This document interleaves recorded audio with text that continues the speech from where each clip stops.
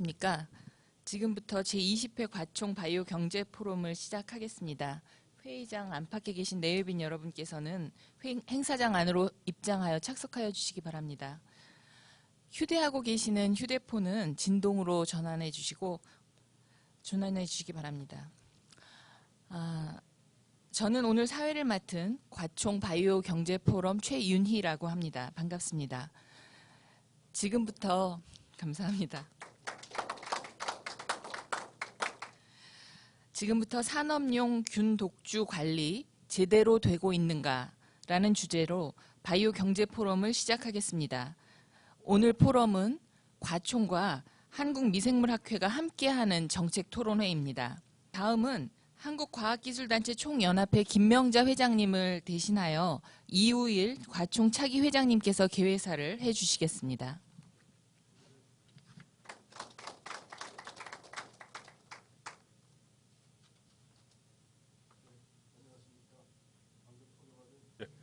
방금 소개받은 이우일입니다. 무엇보다도 먼저 오늘 이 바이오 경제 포럼에 참석해 주신 여러분들 환영합니다. 원래 김명자 회장님께서 오셔야 되는데요. 근데 제가 차기 회장이니만큼 또 견습을 하는 의미에서 아마 저에게 부탁을 하셨습니다. 근데 사실은 솔직히 말씀드리면 저는 전공이 기계공학이라 이 균독주란 말이 뭔지를 몰라갖고요. 제가 거짓말 안 보태고 한두 시간은 이 인터넷에 공부하는데 투자를 했습니다. 그런데도 균독주의 정확한 그 정의는 끝끝내 찾지를 못했고요. 균독주란 말이 들어간 여러 가지 규정이나 그런 것들은 조금 있더라고요. 그래서 제 짐작에 이 균독주란 게 패토제닉 오르가니즘 정도로 보면 되지 않을까, 패토전, 그렇게 생각을 했었습니다.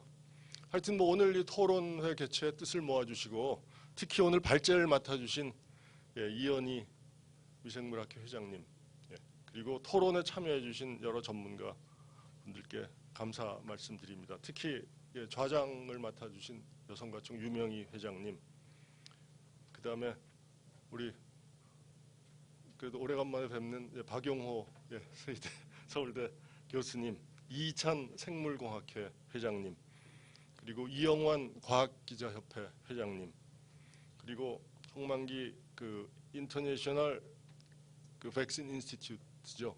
거기 박사님, 정명준 셀바이오텍 대표님, 그 이외 여러분들 감사 말씀드립니다. 뭐 잘 아시다시피 지금 우리나라는 그 아프리카 돼지열병 ASF 때문에 뭐 난리입니다.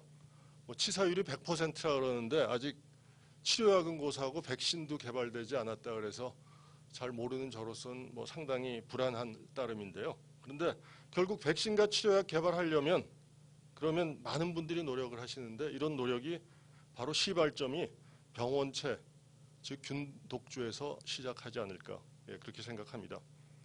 의료용 병원체인 균독주 활용은 뭐 근현대 의학에서 아주 새로운 지평을 열었습니다. 뭐 초등학교 때 이미 저도 배운 것 같은데 그 알렉산더 플레밍이 그 페니실린을 발견을 했는데 그건 바로 병원체인 황색 포도상 구균의 성장을 저해하는 현상을 보고 발견한 걸로 알고 있습니다. 그리고 비교적 최근입니다만 저도 뭐 사실은 그 제가 직접 그걸 보지는 않았습니다만 주위에서 혜택을 본 분들을 몇 분 아는데요. 미용 그 목적이 아니라 식중독균 보툴리눔이죠. 보툴리눔 균에서 그 생성되는 그 보톡스, 그게 여러 가지 신경이라든가 근육 질환 치료에서 요즘 아주 요긴하게 쓰이고 있다고 알고 있습니다. 이렇게 균이 생존을 위협하는 경우가 있습니다만 또 거기서 수확한 발견은 연구를 통해서 인류사를 뒤흔든 신약으로 탈바꿈하곤 했습니다. 병원체에 의한 각종 질병의 백신 및 치료제 개발은 바로 병원체와 약물에 대한 반응 연구에서 시작합니다. 전 세계적으로 이 바이오 경제가 미래 먹거리로 각광을 받고 있습니다. 그래서 의료라든가 신약 분야가 큰 성장세를 보이고 있는데요. 글로벌 백신 시장은 2014년에 330억 불에서 불과 10년 후인 2025년에 1조 달러로 성장이 예측됩니다. 국내 백신 시장도 2012년에 4,087억에서 2016년에 5,563억으로 증가해서 연평균 8%씩 성장하고 있습니다. 균독주는 백신 외에도 의약품, 또 산업용 효소 개발 등에 폭넓게 활용되고 있어서 그 필요성이 더욱 커질 전망입니다. 그렇지만 질병을 유발하고 독성을 지닌 균독주의 특성으로 인해서 안전 문제에 대한 우려도 갈수록 커지고 있는 것도 사실입니다. 지금 우리나라의 균독주 관리는 신고제로 운영되고 있습니다. 시장에 자율적으로 맡기다 보니까 악용될 소지가 있고 또 위험성이 지적되는 상황입니다. 지난해에는 보툴리눔 균주의 불법 거래가 언론을 통해서 알려져서 사회적인 파장을 일으킨 바 있고요. 제가 근무했던 서울대에서도 얼마 전에 한 교수님이 콜레라균을 보관을 하고 있었는데 그 관련 규정이 미비한 관계로 감사에서 지적이 돼서 결국은 본의 아니게 억울하게 징계를 당하는 그런 일도 있었습니다. 균독주는 말씀드린 바와 같이 양날을 가진 날카로운 칼과 같은 존재입니다. 잘 활용만 하면 불치의 병을 낫게 합니다만 잘못 다루면 큰 재앙을 불러올 수도 있습니다. 아까 말씀드린 보투리눔균의 톡신은 자연계에 존재하는 가장 강력한 독소의 하나로 알려져 있습니다. 미국은 이 약물을 대량 살상 생화학 무기로 간주해서 신고자에 대한 정확한 역학조사를 실시하고 등록 번호까지 부여할 만큼 치밀한 관리 체계를 갖추고 있습니다. 이 이외에도 대다수 나라들이 허가제를 통해서 보툴리눔균을 관리하고 있어서 과연 국내 제도가 적합한 수준인지 점검이 필요합니다. 또 관리부처가 4군데나 있습니다만 균주의 발견 경위 등을 감독하는 부처가 없고 또 부처 간에 정보 공유 시스템이 안 갖춰져 있어서 책임 소재가 불분명합니다. 시급히 보완되어야 할 점들이 아닌가 생각합니다. 특히 산업용 균독주는 산업적 효용 가치와 연구 발전을 저해하지 않는 법 안에서 국가의 철저한 관리 체계가 필요합니다. 안전관리를 위한 물리적인 보안 통제를 기본으로 해서 사이버 보안, 내부 종사자 통제 등으로 2중, 3중으로 관리 시스템이 구축되어야 합니다. 당장의 이익보다 안전관리에 대한 적극적인 투자와 지원이 장기적인 성장과 발전에 있어서 더 중요하다는 것을 자각해야 할 때가 아닌가 생각합니다. 생명과 연계된 관리제도 현안에 대한 토론회인 만큼 이번 논의에서 실효성 있는 방안이 모색되길 바랍니다. 그리고 저희 과총은 앞으로도 바이오 경제의 지속 가능한 발전을 위해서 공론화의 장을 계속 열어가겠습니다. 다시 한번 참석해 주신 여러분들 감사드리면서 여러분들 모두의 건승을 기원합니다. 감사합니다.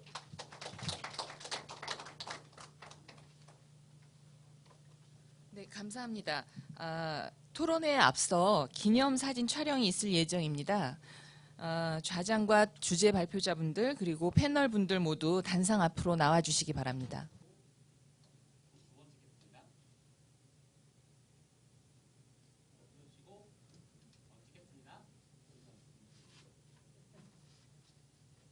네, 이제 본격적으로 주제 발표를 시작하겠습니다. 오늘 발제는 한국미생물학회 회장을 맡고 계신 이현희 서울여자대학교 교수님께서 해주시겠습니다.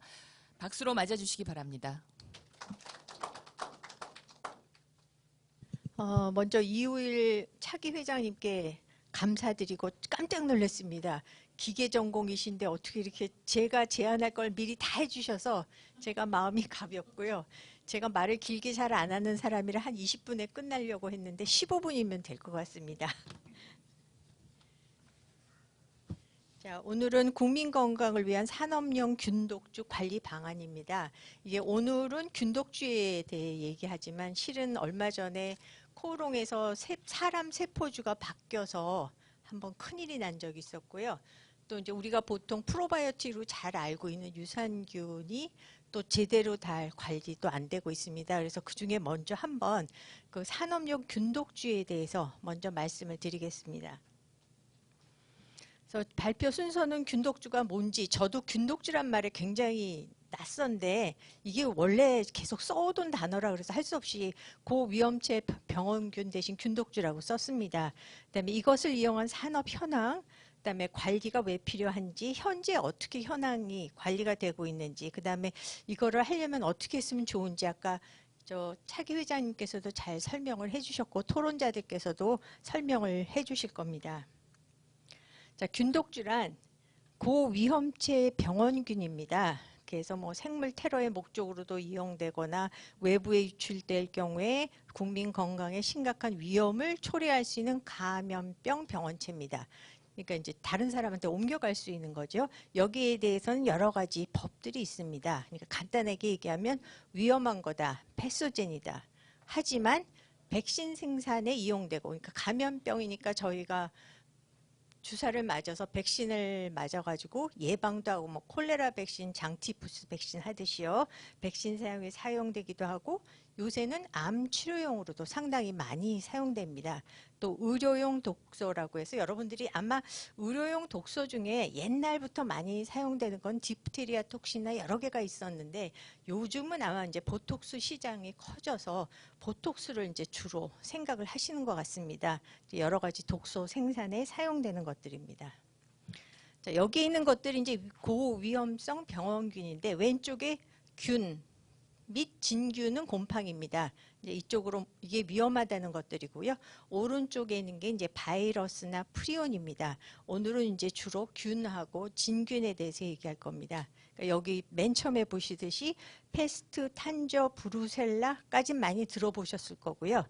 그 다음에 이제 말레이병, 그다음에 벅터펠리아, 슈도말레이, 보툴리늄균이 여기 속하고요. 이질은 많이 들어보셨을 거예요. 요새 이질은 잘 없는 것 같은데 클라미디아, 큐열, 아토균, 발진티푸스, 홍반열, 그다음에 이미티스균, 콜레라, 아까 콜레라 얘기 나왔듯이 이런 균들이 있습니다.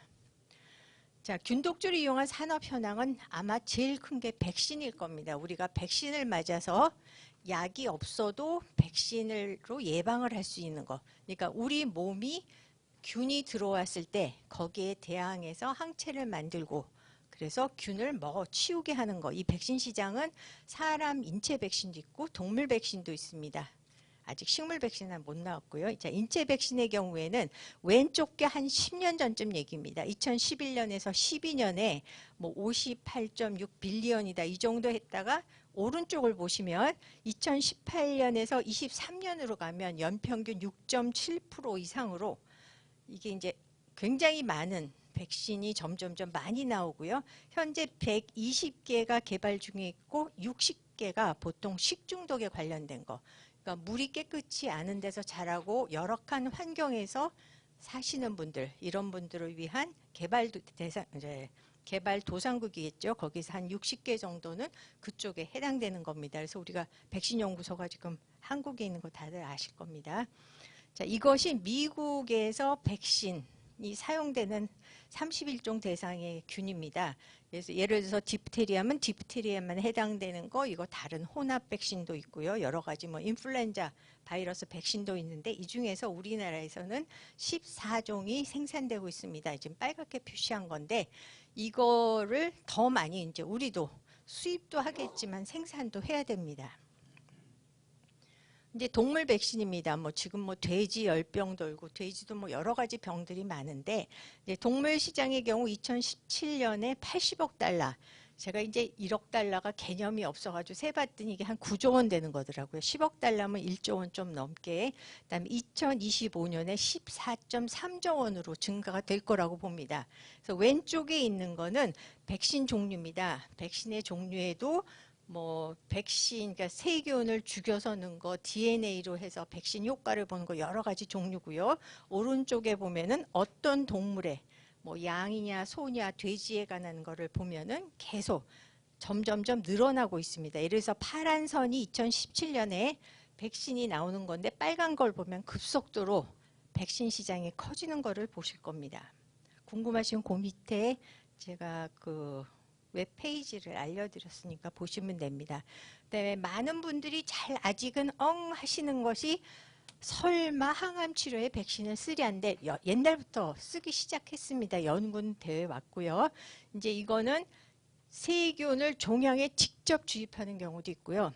독소를 주입하는 경우도 있습니다. 그러니까 암에만 특별하게 붓게 항체를 하고 거기다 독소를 달고 가게 해서 온몸에 퍼지지 않고 암에만 집중적으로 공격하게 이런 독소 치료에도 많이 쓰고 있습니다. 그러니까 종양에도 쓰고 특히 이제 혐기성이라고 산소가 없습니다. 이제 보통 암이 자라는 그 신부는 거기에 독소를 갖다 넣고 주의할 수 있습니다. 자, 항암 치료에 사용되는 세균들입니다. 좀 들어보셨을 거예요. 마이코박테리움, 스트랩토코커스, 클로스트리디움, 살모넬라, 마그네토코코스는 잘 못 들으셨을 거고 독소플라즈마 들어보셨을 거고요. 플라즈모디움, 비피도박테리움, 디프테리아가 있습니다. 비피도박테리움은 프로바이오틱으로 들어오신 바로 그겁니다. 비피도박테리움은 옛날에는 원래 클로스트리디움이랑 같은 한 속이었다가 이제 갈라졌습니다. 그 다음에 이제 항암 치료에만 사용되는 독소들이 있습니다. 독소를 빼니까 이제 세균을 길러서 독소를 빼서 쓰는데 아마도 제일 많이 쓰는 게 이제 익숙하게 들으시는 게 이제 보툴리눔 A일 겁니다. 이거는 양선 전립성 비대증이라는 것과 유방암에도 씁니다. 이제 요새 이제 보톡스의 유용성 그래서 뭐 방광이 예민하신 분들이 독소를 맞으면 좀 소변이 빈뇨증이 좀 없어진다든가 특히 이제 사시를 고치는 데 많이 쓰시고요. 그다음에 제일 제가 감명받은 건 뇌성마비입니다. 뇌성마비는 자기 뜻에 따르지 않고 신경이 마음대로 움직여서 근육이 막 제대로 못 서 계시잖아요. 그런 분들이 이 보툴리눔 독소를 맞자마자 금방 제대로 활동하실 수가 있습니다. 그러니까 이제 우리가 아는 미용 목적이 아니고 실은 그쪽이 더 시장이 클 것으로 봅니다. 거기는 병으로 맞으시거든요. 이쪽 미용 목적은 조그만 걸로 맞으시지만 그래서 많이들 이제 사용하려고 응용 범위를 늘리고 계십니다. 그 다음에 디프테리아 톡신은 큐테너스 T셀 림포마라고 그래서 피하 T셀 림프종에 사용을 하고요. 엑소톡신 A 이거 슈도모나스라고 해서 보통 이제 화상 같은 거 입으면 거기에 잘 감염되는 밤에 보면 파랗게 빛나는 균입니다. 이제 여기에는 편평함에 잘 드는 독소가 있고요. 그다음에 리스테리아 모노사이토제네스라는 것은 보통 식중독 하나인데 여기에서 리스테올라이신 O라는 것도 항암 치료에 사용되고 있습니다. 자, 그럼 여기 굉장히 많은 균이 좋은데도 쓰이고 참 좋은데 좋은 건 다 좋습니다. 근데 언제 문제냐?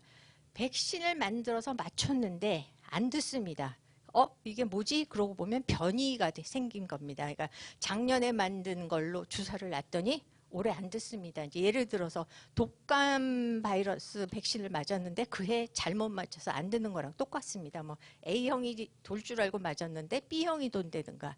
이건 이제 사람의 경우에는 좀 견디는데 동물 같은 경우에는 굉장히 많이 로스가 생길 수 있기 때문에 효과 없는 백신 옛날에 한번 몇 년 전에 브루셀라 백신을 맞췄는데 안 들어가지고 뭐 난리가 난 적이 있습니다.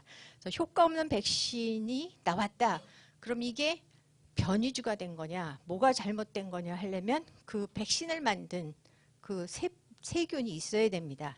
그 다음에 이제 제일 무서워하는 게 균독주 관리가 안 됐다. 예를 들어서 지금 저번에 신문에 나왔던 거는 뭐 영등포에서도 중국에서 누가 와가지고서는 보툴리늄 가지고 독소를 만들고 뭐 여기저기서 우리나라는 유별리 좀 보톡스를 좋아하시더라고요. 뭐 공장이 굉장히 많고 기업이 10개가 넘는데 이제 다 좋은데 이게 만약에 바깥으로 나가면 통조림 하나가 이렇게 부풀으면 먹지 말라고 하는데 통조림이 이제 멸균시킨 건데 볼록 깨지는 건 크로스티움 보톡스 균이 거기서 발효를 해가지고 이렇게 독이 나오면서 가스가 찬 거거든요. 그거 하나 먹으면 많이 죽습니다. 몇천 명도 죽습니다. 그러니까 이제 군대 같은 데서 큰일 나죠. 그런 것들. 이런 것들은 쉽게 이런 균들은 기를 수가 있기 때문에 세균 무기로 사용될 수 있습니다. 그래서 이 세균 무기는 빈자의 무기라고 합니다. 이제 화학 무기, 뭐 포자 만들고 이것까지는 벌써 돈이 많이 드는데 그냥 감자랑 고기랑 소고기국 만들어가지고 뭐 콜레라균이나 이런 거 길러서 그냥 쫙 풀면은 꽤 많이 죽거든요. 그러니까 특히 이제 군대 같이 단체 생활하는데 군인들한테 식중독이 한꺼번에 걸리면 앞으로 일주일 못 싸우는 거죠. 그 군대는 전부 아픕니다. 이거 뭐 약도 금방 안 듣고. 그래서 균독주 관리는 이제 일반 시민한테는 바이오 테러가 되겠고 군인들한테 쓰면은 바이오 무기가 됩니다. 그다음 이제 항암 치료 시에 잘못된 세균이다, 오염됐다, 뭐가 잘못됐다 그러면 암만 죽여야 되는데 폐혈증이나 온 몸으로 균이 번져서 죽게 됩니다. 그래서 이제 제대로 된 균을 관리를 하고 나가지도 않게 해야 되고 요 문제가 있습니다. 지금 현재 균독주 관리 현황은 실은 박용호 선생님이 굉장히 자세히 주셨어요. 그래서 이제 여기 보시면 복지부, 농림수산부 같으면 이제 제가 예를 들어서 제가 이제 항생제 내성 균주 운행을 하고 있는데 균주를 분리하면 보고를 해야 됩니다. 그럼 방역과에서 1년에 한 번씩 나옵니다. 제대로 하는지. 그다음에 산업자원부에서 특허 기탁을 할 때는 또 거기다 해야 되고요. 연구 성과법이라고 해서 전 부처가 있고요. 산업체에서 사용되는 균독주는 균을 갖다 맡기지는 않지만 신고를 합니다. 이거 제가 지웠어야 되는데 이렇게 됐어야 되는데 죄송합니다. 근데 이제 제가 더 공부를 한 거는 박용호 선생님께서 요거를 이따가 다시 말씀해 주시겠지만 전부 따릅니다. 균주 신고는 질본, 산자부, 농림축산검역원이고 독소를 보유했으면 질본, 산자부, 농림부, 수출입은 산업통상자원부, 전략물자 관련 질병관리본부인데 요새는 나고야 의정서 때문에 환경부도 보고해야 됩니다. 그러니까 이게 내가 어디에 해당되는 건지 지금도 LMO라고 하면 여기저기 이렇게 하거든요. 뭐 사이즈가 얼마면 과기부고 얼마큼 되면 바깥으로 내보내면 어디고 뭐 온실에서 나가면 환경부고 막 이렇게 복잡합니다. 그러니까 굉장히 지금 여러 군데 관리되고 있습니다. 그래서 지금까지 제가 말씀드린 거는 균독주는 굉장히 중요하고 우리가 살아가는데 꼭 필요한 것들을 만들고 왜냐하면 균독주를 전체 없앨 수는 없으니까 우리가 맞닥뜨려서 대응할 무기가 있어야 되는데 그 무기를 만들려면은 균독주를 사용을 해야 되는데 어떻게 하겠느냐 이게 이제 문제입니다. 이제 바이오 경제 포럼이기 때문에 규제보다는 진흥을 시켜야 되는데 뭔가를 자꾸 만들면 산업체 보호 면에서가 좋냐 아니면 거꾸로 산업체가 사용을 못하게 하지는 않겠느냐 규제로 가지 않겠느냐는 건가 국민 건강을 위해서는 다 오픈시키는 게 최고죠. 그렇다고 다 오픈시키면 산업체가 열심히 특허받고 한 게 소용이 없어집니다. 그래서 이렇게 오픈시키는 거랑 국민 건강이 양쪽이 맞아야 됩니다. 그래서 지금은 산업체를 사용하는 균독주는 신고만 합니다. 그냥 뭐 자기 이름 붙여가지고 뭐 예를 들어서 뭐가 좋겠나 그냥 다 아시는 보툴리늄 뭔데 내가 뭐 서울여대 뒷산에서 캤다. 그래서 SW-1이다. 나는 이걸 가지고 보톡스를 생산하겠다 하고 신고하면 끝나는 거를 그러지 말고 얘의 유전자는 뭐고 만약에 바깥에 흘러나갔을 때 어디서 흘러갔는지 알아야 되니까 그다음에 내가 쓰고 있는 게 혹시 잘못됐다면 저번에 그 코오롱 제약 같이 균주가 다른 걸로 바뀔 수도 있으니까 이거의 정보를 기탁을 해서 일이 생겼을 때 빨리빨리 추적할 수 있게 해야 되지 않느냐라고 제안을 하고요. 특히 균독주든 뭐 유산균이든 그 미생물은 우리나라란다. 지구상 전체의 대부분을 차지하는 게 미생물입니다. 워낙 작아서 그렇지. 그래서 예를 들어서 유산균 그러면 아마도 그 종류는 그렇게 표현하는 것보다 우리랑 가장 닮은 오랑우탄 침팬지랑 저희랑 2%인가 3%밖에 안 다릅니다. 그런데 여기 락토바실러스, 애시도필러스, 락토바실러스, 뭐 플랜타rum 그러면 5% 이상이 다릅니다. 그러니까 작아서 우리 눈에 안 보여서 그게 그거 같지 실은 차이가 엄청나게 다릅니다. 그러니까 같은 이름이라도 뭐 락토바실러스 플랜타럼이라도 그 밑에 스트레인이 엄청나게 다릅니다. 그래서 제가 지금 유전자가 완전히 다릅니다. 이걸 예를 들면 같은 집안이라도 강씨 집안이라도 강호동이 있고 또 제 친구는 비들비들 기운이 없습니다. 그 안에 무슨 파식으로 다 다르고 다 달라서 스트레인까지 가야 이제 같은 거라고 하지 그냥 종명까지 락토바실러스 플랜타rum 김치에서 나왔다 다 똑같다 아닙니다. 어떤 거는 기능성이 있고 어떤 건 없고 보툴리늄도 마찬가지입니다. 서울여대에서 한 거랑 뭐 어디서 뺀 거랑 전부 다 다릅니다. 이게 하나하나 다 규명이 들어가야 됩니다. 단 산업체가 공개를 원치 않을 경우에는 문제되지 않는다면 계속 그냥 국가기관 한 군데다가 정보를 기탁을 하고 오픈 안 해도 됩니다. 문제될 때는 오픈해서 10-12비를 다 가리더라도. 그 다음에 만약에 저는 이거를 더 원하는데 그 정보만이 NGS라고 토탈 게놈 시퀀스 말고 그 세균 자체도 기탁을 했으면 좋겠습니다.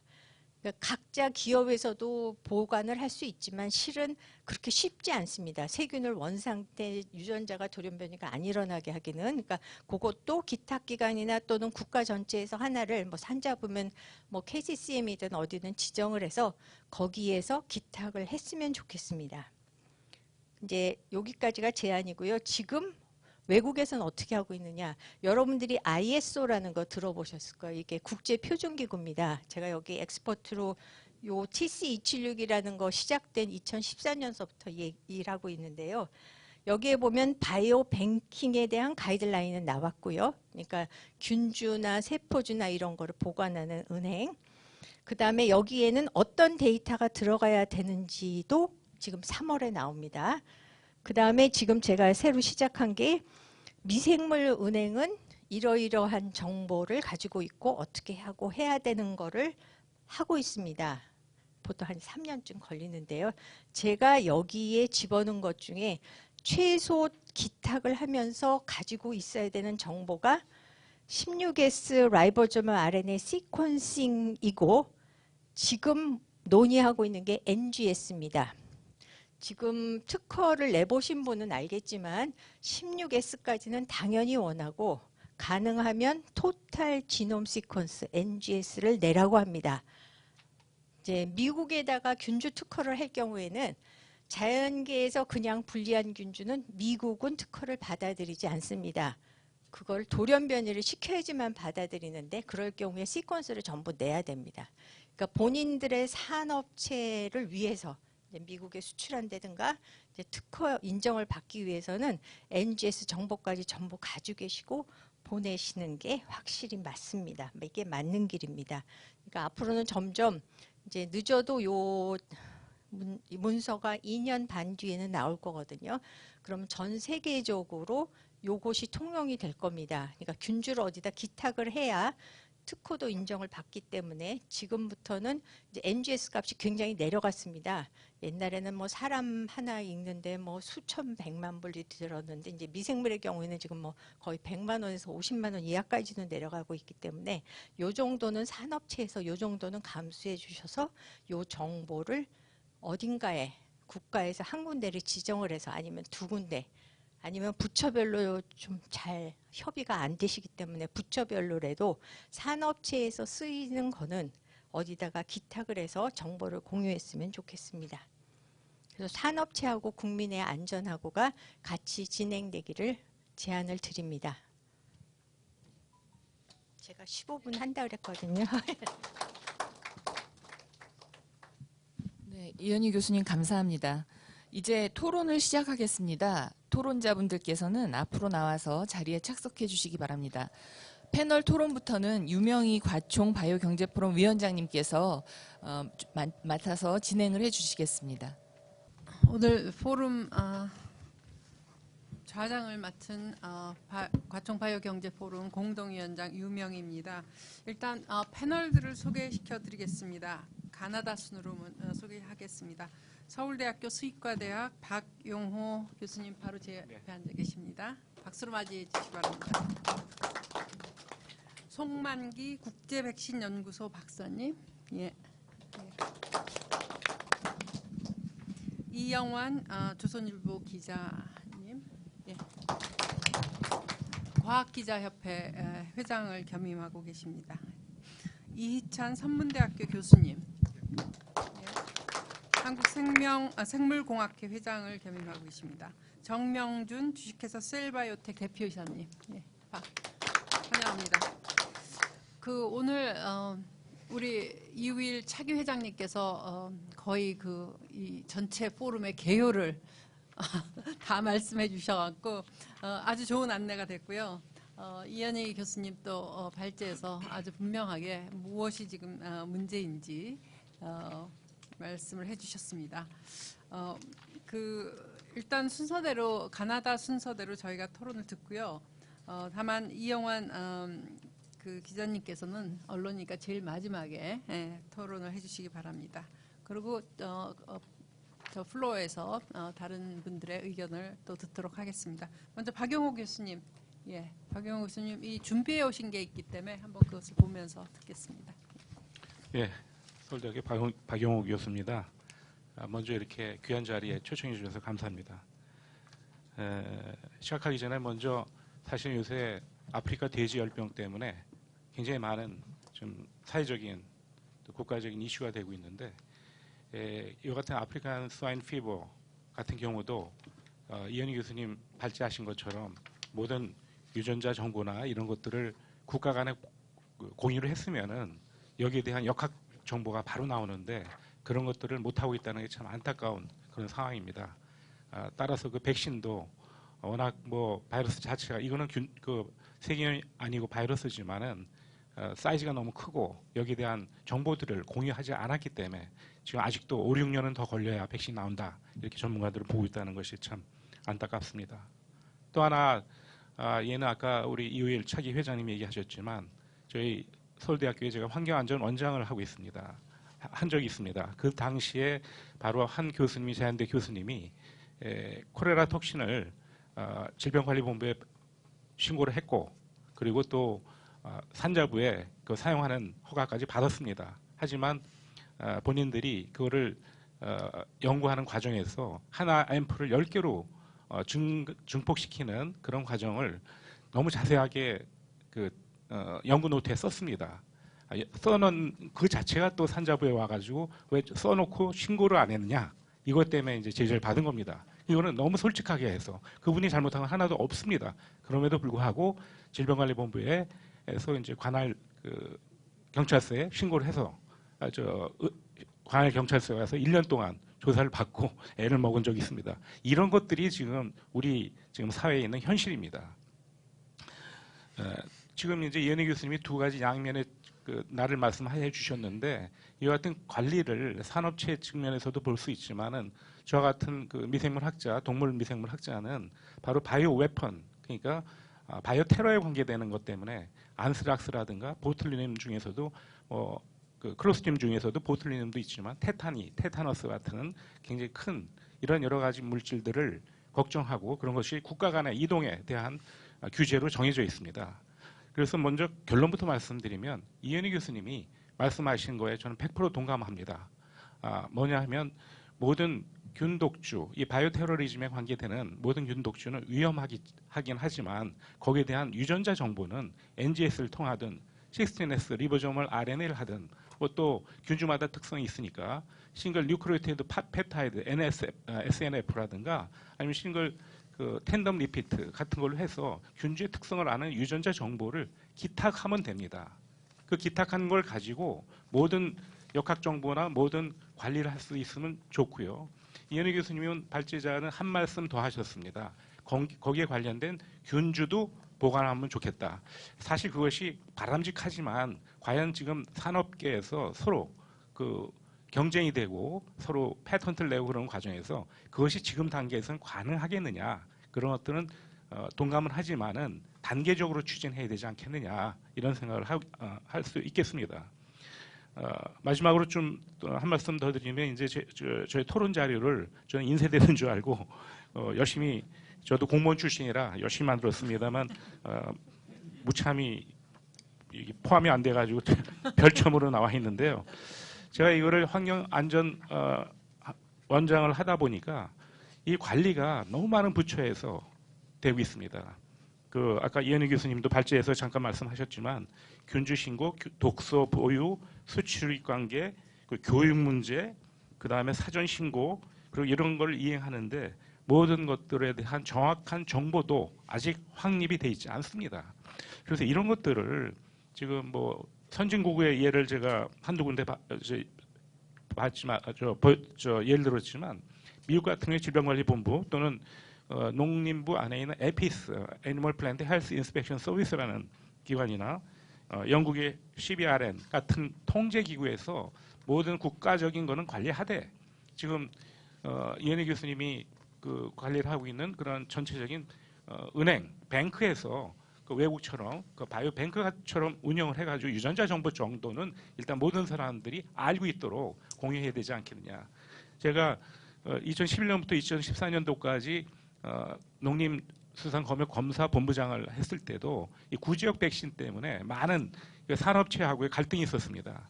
그 구지역 백신을 만들기 어렵지만은 그 구지역 바이러스 자체가 매우 위험하기 때문에 그렇습니다. 바이러스를 내주자는 게 아니죠. 유전자 정보를 내주면 거기에 대한 DNA 백신이라든가 그런 역학 정보를 공유할 수 있지 않겠느냐. 이런 쪽은 앞으로의 국가적인 바이오 그 발전과 그리고 또 거기에 대한 역학 그리고 인더스트리 산업체에도 공유할 수 있는 그런 귀한 자료가 되지 않을까 생각하고 제 토론을 마치도록 하겠습니다. 감사합니다. 예.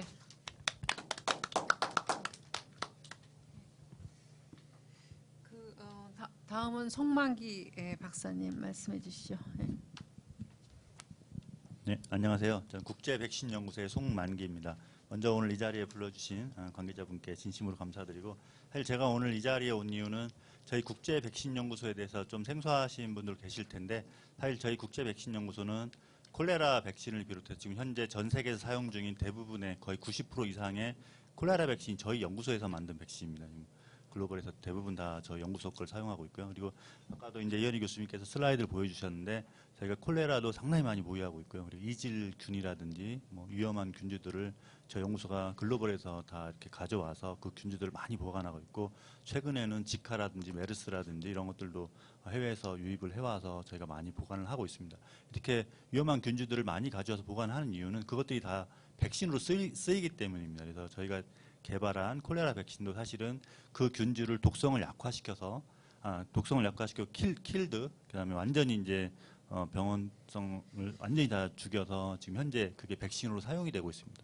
그러한 것들이 아무리 위험한 균주라도 그것이 이렇게 백신으로 활용이 될 수 있기 때문에 저희는 이제 그러한 연구들을 많이 수행하고 있는데, 아마 단일 기관으로서 지금 저희가 아마 최고로 많은 숫자와 그리고 종류를 지금 아마 유입해서 가지고 있지 않나 이렇게 생각을 하고 있는데요.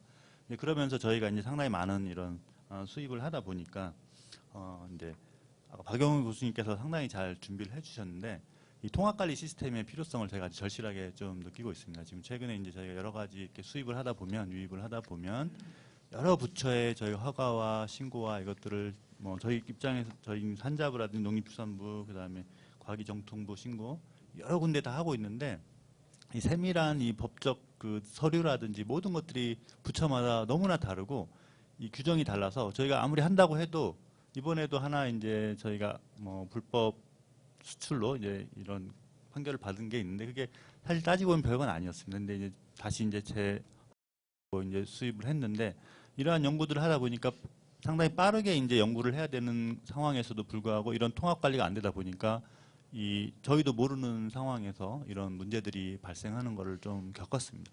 그래서 이러한 것들이 좀 통합 관리가 돼서 좀 실제로 일하는 사람들이 이런 거에 좀 이렇게 헷갈리지 않게 좀 해줬으면 좋겠고요. 그리고 우리나라가 2017년 12월에 사실 한국 생물안전안내서가 WHO로부터 상당히 우수한 평가를 받았습니다. 여러 정부 산자부라든지 그다음에 뭐 과기부라든지 농림부, 그다음에 복지부가 다 같이 통합해서 이 안내서를 만들었습니다. 그래서 그렇게 제대로 된 안내서가 이런 통합된 정부들의 공통된 협력 연구를 통해서 만들어졌고, WHO로부터 아주 우수한 판정을 받았었는데, 그래서 이러한 것들이 통합적으로 만들 수 있는 우리 정부가 관리도 저는 통합적으로 해줬으면 정말 좋겠다. 그래서 이렇게 통합 관리가 되면은 조금 더 이렇게 복잡한 어떤 관리가 되더라도 하나만 하면 되기 때문에 실제로 사용하는 입장에서는 상당히 어떤 규제적인 측면이라든지 해서 상당히 편하게 이용할 수 있지 않을까 이렇게 생각합니다. 그래서 저는 오늘 그런 좀 부탁을 좀 드리러 나왔는데, 오늘 박용호 교수님께서 상당히 저와 비슷한 의견을 주셔서 상당히 좀 좋은 안이 만들어지지 않을까 이렇게 생각합니다. 네, 감사합니다. 예, 감사합니다.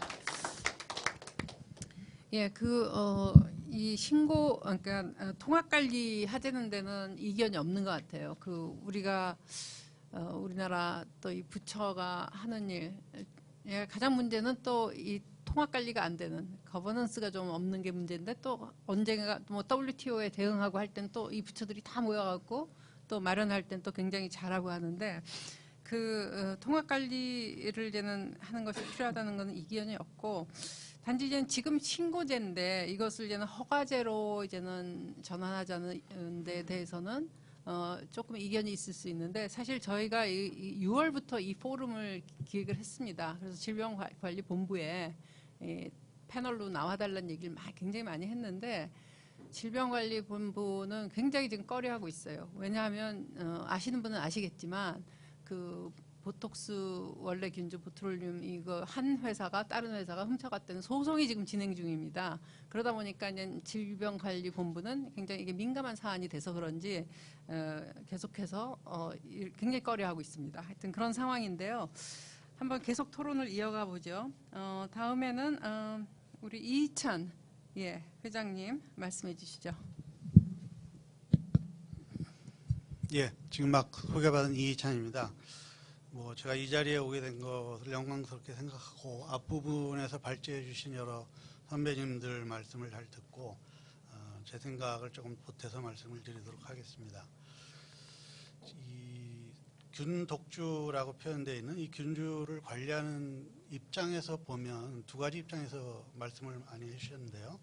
산업발전과 안전에 관련된 문제를 말씀을 해주셨어요. 안전에 관련된 것을 크게 이제 두 가지로 나누면 고위험병원체 질병관리본부에서 관리하는 고위험병원체와 그다음에 통상산업부의 생물작용제라고 표현되고 있는데요. 생물무기금지협약, 유엔 협약에서 한 40년 동안 계속 논의되고 있는데요. 이 생물작용제라는 입장에서 또 관리를 하고 있어서 앞에서 또 축산 관련 분야를 포함해서 여러 군데서 정부에서 함께 관리를 하고 있어서 이 균주를 보유하고 이용하시는 입장에서 보면 어떤 경우에는 1년에 몇 번씩 조사를 받고 또 보고를 해야 되고 이런 문제가 있는데, 그렇게 되는 이유가 또 각 부처의 입장을 들어보면 안전과 또 활용의 문제, 생물 무기의 문제 등등 조금씩 다른 양상이 있어서 서로 따로 관리를 한다고 돼 있고요. 그다음에 이제 산업적인 측면에서 보면 우리나라가 지금 최근 한 10년 사이에 전 세계 경제 규모 10위 근처에 올라와 있는데, 우리나라 산업 분야 중에서 전자, 토목, 그다음에 여러 분야는 대개 다 10위 이내에 들어 있는 것도 있고 전 세계 탑 5에 들어가는 것도 많은데, 이 의료 생물 쪽에는 아직 10위권에 제대로 진입하지 못한 것 같습니다. 그런데 이렇게 지금 생물 산업 균주가 논의가 되기 시작한다는 말 자체는 우리나라 생물 산업이 이미 성장 궤도에 지금 올라가고 있고, 그러니까 지금이 사실은 우리나라 생물 산업 균주를 관리하는 기준을 제대로 만들 때가 아닌가, 적절한 시기가 왔다고 생각을 합니다. 지금 모든 여러분들의 의견과 이런 걸 잘 조합을 해서 이 법률 제도나 이런 제도가 잘 돼 있긴 하지만 여러분이 말씀하신 것처럼 LMO의 경우는 7개 부처가 지금 관여가 돼 있고요. 그다음에 고위험병원체에 관련된 것도 몇 개 부처가 관여가 돼 있고, 그다음에 생물 무기에 관련 생물 작용제에 관련된 거는 한 부처에서 관리한다고 돼 있지만 결국은 여러 군데 중복이 돼 있습니다. 그래서 이것은 어떻게 보면 좋은 의미일 수도 있고 우리나라 생물 산업이 발전을 하고 있다는 뜻으로 받아들일 수 있고요. 또 다른 면에서는 그 관련된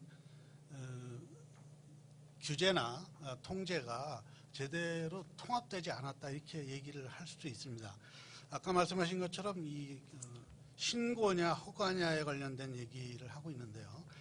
여기 지금 통계를 보면 한국, 미국, 일본, 프랑스, 캐나다, 싱가포르, 영국의 경우에 어떤 균주 일반적으로는 허가가 한 4개에서 5개가 되고 신고하는 국가가 2-3개 정도 됩니다. 이게 국가적인 전 세계적인 추세이기 때문에 이 문제를 앞으로 논의할 때 이런 거를 좀 참고를 해서 제대로 했으면 좋겠고요. 궁극적으로는 이 논의의 결과가 우리나라 산업 발전에 크게 도움이 되는 방향으로 되면서 국가 안전 및 국민 건강 보건에 해가 되지 않는 쪽으로 갔으면 좋겠습니다. 이현희 교수님 발제하신 내용 중에 셀 뱅크에 관련된 얘기가 있었는데요. 16S RNA 정보나 그다음에 이제 그 지놈 시퀀스 전체 정보를 제공하는 것도 좋지만 셀뱅크라는 게 기업체에서 의약품을 생산을 할 때 한 제품을 의약품을 생산을 하려면 20년 이상 생산을 해야 됩니다. 그러니까 미생물이나 병원체를 이용해서 생산을 할 경우에 20년 이상 동일 균주를 유지하는 것이 기업체의 생명입니다. 이 기업체가 20년 이상 그 동일한 균주를 변질되지 않게 유지를 하기 위해서는 셀뱅크를 철저히 관리를 해야 되는데 아까 말씀하신 셀뱅크에 관련된 정보를 지금 NGS라고 말씀하신 그 유전자 전체 시퀀스를 공개할 수 없다면 셀뱅킹 하는 것에 관련된 모든 체크 포인트를 제대로 공개를 하거나 또는 정부에 기탁을 해서 언젠가 확인할 수 있도록 하는 방안이 꼭 필요할 것 같고요. 그 다음에 이제 그 보톡스에 관련된 보톨리눔 톡신에 관련된 것 중에 하나가 우리나라의 산업기술보호법이라는 게 있습니다. 그 보톡스에 관련된 기술이 우리나라의 그 선진 기술로 지정이 돼 있어서 산업기술보호법 대상으로 들어가 있습니다. 이 관련된 기술이 외부로 나가게 되면 우리나라에서 이제 이 법적 제재의 대상이 되기 때문에 산업기술을 유출하는 것에 대한 방지, 보호를 하게 되어 있습니다. 그래서 우리나라 핵심 관련 기술이라고 지정되어 있는데 문제는 뭐냐면 전 세계적으로 보톡스에 관련된 회사가 전 세계 4개국에 우리나라를 제외하고는 5개가 되지 않습니다. 그런데 최근에 이제 여러 가지 통계를 보게 되면 우리나라의 이 보톡스에 관련된 회사가 공개된 것이 5개가 넘고 지금 준비하고 있는 것만 하면 한 20개가량 되는 걸로 알고 있습니다. 이 문제는 우리나라만의 문제가 아니라 이 균주 자체가 생물 무기로 사용될 수 있는 균주이기 때문에 유엔의 생물 무기 금지 협약과 에이즈라고 하는 오스트레일리아 그룹에서도 43개국이 가입돼 있는데 철저하게 관리를 하고 있는 균주인데 우리나라만 전 세계적으로 기술과 여러 가지 통제 속에서도 몇 나라가 개발을 못하고 있는 것을 우리나라는 지금 20개 이상 정도의 회사가 개발을 했다고 얘기를 하고 있고 그걸 통해서 수출도 계약을 맺고 있고 여러 가지 일을 하고 있습니다. 이게 좋은 면에서는 우리나라 산업 발전이 생물 산업 발전이 크게 진척되고 있다 이렇게 얘기를 할 수 있지만 외국에서 볼 때는 거꾸로 우리나라의 이 독균주가 관리가 잘 되고 있는가 하는 것에 대한 의문을 일으킬 수 있는 큰 문제가 될 수도 있습니다. 그래서 이번에 제가 말씀드리고 싶은 것은 이 관련 포럼의 결과로 저희들이 제시하는 여러 가지 문제를 전부 담아서 종합적으로 우리나라 산업과 그다음에 국민 안전에 도움이 되는 방향으로 제재나 또는 규정이 만들어졌으면 좋겠고요. 마지막으로 한 가지 균 독주라고 또 이현희 회장님께서 말씀해 주셨는데요. 제가 좀 잘 모르겠는데요. 찾아보니까 일본에서 균 독주라고 사용하는 것 같아요. 그 말이 우리나라의 이 과학기술 용어들 중에서 대부분이 일본어를 그대로 갖다가 일본 사람이 다르게 읽는지 몰라도 우리는 그걸 그냥 읽고 있습니다. 우리나라 말로. 고위험 병원체도 좋고 생물작용제도 좋고 저는 이 균독주라는 말을 안 썼으면 좋겠다는 말씀을 마지막으로 드리겠습니다. 감사합니다.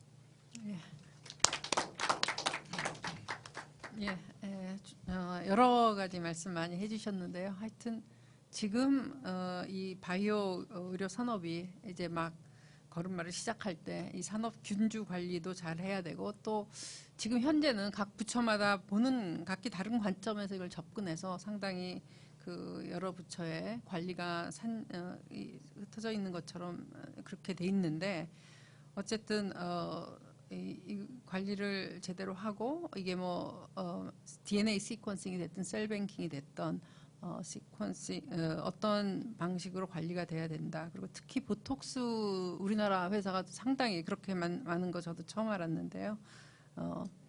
이게 우리가 서로 경쟁을 하는 건 좋지만 또 외국에서 봤을 때 이게 뭐 관리가 돼 있나 이런 의심을 또 살 수도 있다 해서 약간은 좀 관리를 좀 잘 하자는 쪽에 의견을 말씀해 주셨습니다. 균독주도 저는 차라리 독균주 하면 이게 균주니까 난데 이게 자꾸만 처음 봤을 때 저도 이게 잘못된 거가 아닌가 이렇게 생각을 했는데 그건 한번 뭐 어디 학회에서 일단 뭐 건의를 해가지고 한번 고칠 수 있는지 한번 알아보도록 하고요. 이제 그 산업체 정명준 대표님은 조금 또 의견이 다르실 수도 있고 뭐 같으실 수도 있을 텐데 한번 의견 말씀해 보시죠. 예. 사실 이 자료를 이렇게 들으면서 생각이 된 건데 산업체는 학계에서 생각하는 것보다 오히려 신고나 좀 관리를 좀 느슨하게 해주는 거를 바랄 것이라고 생각하는 것 자체가 오해예요. 그렇죠. 이번에 네, 소송을 그거 제기한 자체가, 회사는 예, 그런 네. 입장이 아닐 것 같아요. 예. 그다음에 이제 저희 입장에서는 여기 밑에 여러 가지 종류를 말씀을 드렸지만 뭐 인보사나 무슨 신라젠도 마찬가지라고 저는 생각하는데 과연 그 풀 지놈 시퀀싱이나 뭐 그다음에 뭐 RNS는 뭐 여러 가지 균주 등록을 다 한다고 할지라도 과연 그 베이직한 데이터까지 다 내놓을 수 있는 기술력을 처음부터 개발한 회사가 있을 것이냐. 다시 말해서 왜 이거 정보 기탁이나 이런 미생물 관련한 균체나 이런 부분을 왜 신고를만 하려고 하는 이유 중에 하나가 기본 베이스가 없다는 거가 문제예요. 그렇게 해서 예, 쉽게 말하면 어디서 사왔다든가 또는 다 개발된 거 중간대에서 사왔다든가 기업은 뭐 아시다시피 이런 거 하나 개발하는데 10년씩 걸리니까 뭐 대표이사가 3년 임기인데 언제 10년 기다리겠습니까? 중간에 대충 개발된 거 사가지고 이제 인서슬라이저를 하는 게 대부분의 이제 업체에서 하는 일들 중에 하나인데 특히 이런 생물 관련한 일도 사실 보톡스도 마찬가지라고 생각해요. 제가 그 바이오 협회 그 부회장으로 있으면서 상당히 많은 문제를 봤어요. 문제를 많이 본 중에 하나가 왜 산업체가 이런 거를 오히려 등록하고 또 전문가 그룹 예를 들면 뭐 그게 교수님이 됐다 아니면 정부출연연구소에서 10년 전에 맡겼던 균주를 다시 또 체크해주고 또 체크해주고 뭐 물론 비용을 지불하더라도 기업에서 할 수 있는 인원보다 훨씬 더 전문가가 제3의 눈으로서 관리를 해줬다면 사실은 이런 문제가 생기지 않았을 가능성도 있기 때문에 물론 기업이 돈 낼 준비도 돼 있는 거고 그걸 위해서 단지 그러면 이현희 교수님이 얘기한 대로 하면 이 기술을 전부 베이직부터 다 개발을 했어야 된다는 거죠. 근데 그 베이직부터 다 개발하는 회사가 어디 있어요? 없어요 거의. 그리고 10년 이상 걸린다는 거 다 아시잖아요. 그렇기 때문에 산업체에서 균주를 기탁하는 것도 오케이. 그다음에 유전자 정보 하는 것도 다 해서 오케이. 다 해줬어요. 그러면 이걸 단순히 뱅킹으로 끝나는 게 아니고 누군가가 크로스 체크해 줄 수 있는 전문기관이 필요한 거죠. 다시 말해서 어차피 식약처나 뭐 다른 저 복지부에서 단순히 그냥 그 뭐랄까 오디트 개념으로 하는 게 아니고 진짜 전문가가 균주가 바뀌었다. 균주가 뭐 실활됐다. 그래? 그럼 10년 전에 바뀐 거는 디파짓을 해놨다면 야 10년 전에 이제 안 바뀌었는데 지금 해보니까 진짜 바뀌었네. 이걸 입증할 수 있는 거는 기업 입장에서 굉장히 유리한 거거든요. 왜냐하면 처음부터 우리 사기치지 않았다. 처음에는 다 잘 돼 있다가 유지됐다가 지금 어떻게 잘못해서 이게 실활된 것 같다는 것을 입증을 하려면 10년 전 디파짓한 게 있어야 되거든요. 근데 그게 없으니까 기업은 다 거짓말했다. 이렇게 처음부터 거짓말했다. 이렇게 되는 거죠. 증빙 자료가 없어요. 근데 만약에 10년 전에 그거를 디파짓 해놨다면 아 지금하고 많이 다르네 그때랑 네가 좀 요번에 잘못한 것 같다. 근데 처음부터 속이진 않았구나. 처음부터 식약청을 속이진 않았네. 처음에 잘 갔다가 중간에 관리를 못해서 이런 문제가 생겼다 하는 부분이 됐다면 조금 더 기업 입장에서는 좀 많이 유리한 면이 있었겠죠. 그다음에 이제 저희도 이제 균주를 뭐 이렇게 가져가서 합계해서 이렇게 만든 케이스가 있어서 그게 아까 말씀드린 그런 뭐 산업보호법도 되고 부정경쟁방지법도 되고 뭐 여러 가지가 있는데 결국 여기서 만약 그걸 하려고 그러면 산업체 미생물 보호법이 있어야 돼요. 다시 말해서 그러니까 대법원까지 갔을 때 결론적으로 얘기하면 그래, 그 니네 균주 가져갔어. KCTC에서 받아갔어. 근데 상업용으로 하지 말라고 돼 있어. 근데 상업용으로 썼어. 그러면 징역 몇 년이란 법조항이 어디 있냐? 없습니다. 다시 말해서 기업에서 내가 이 균주도 다 등록을 해주고 다 해서 이걸 이 부분에 대해서 보호를 해주고 크로스 체크를 해달라고 했는데 어디서 누가 빼갔어요. 그럼 뭐 요즘 뭐 아시다시피 뭐 NGS 하면 쭉 다 나오니까 가져갔네? 금방 나와요.